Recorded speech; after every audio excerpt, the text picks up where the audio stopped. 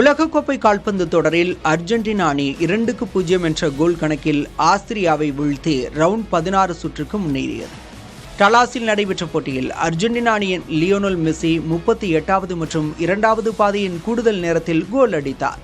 போட்டியின் 9வது நிமிடத்தில் கிடைத்த பெனால்டி வாய்ப்பை அவர் கோலாக மாற்ற தவறினார்.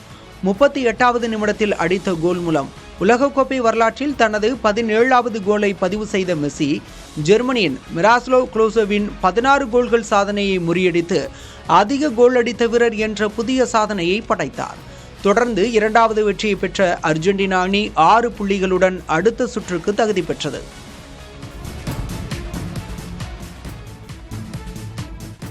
உலகக்கோப்பை கால்பந்து தொடரில் நார்வே அணி 3-2 என்ற கோல் கணக்கில் செனகலை வீழ்த்தி அடுத்த சுற்றுக்கு முன்னேறியது.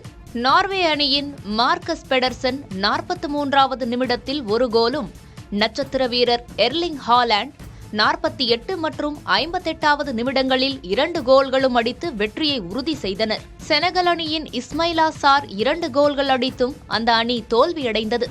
இந்த வெற்றியின் மூலம் உலகக்கோப்பை வரலாற்றில் நார்வே அணிக்காக அதிக கோல் அடித்த வீரர் என்ற வரலாற்று சாதனையை ஹாலாண்ட் படைத்துள்ளார்.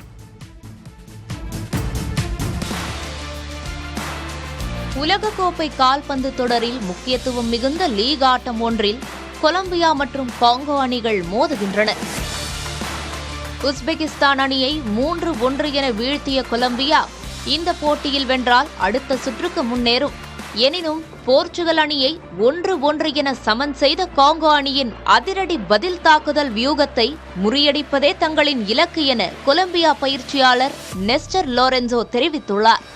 இந்த போட்டி இந்திய நேரப்படி நாளை காலை 7:30 மணிக்கு தொடங்குகிறது.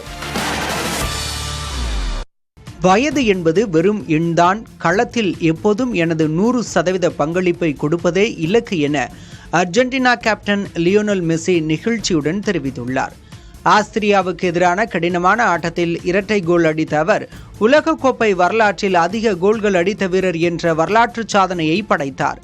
நாளை தனது 39வது பிறந்த நாளை கொண்டாட உள்ள மெஸ்ஸியின் அதிரடியால் 2-0 என வென்ற அர்ஜென்டினா ஜே பிரிவில் குரூப் சாம்பியனாக அடுத்த சுற்றுக்கு முன்னேறியது.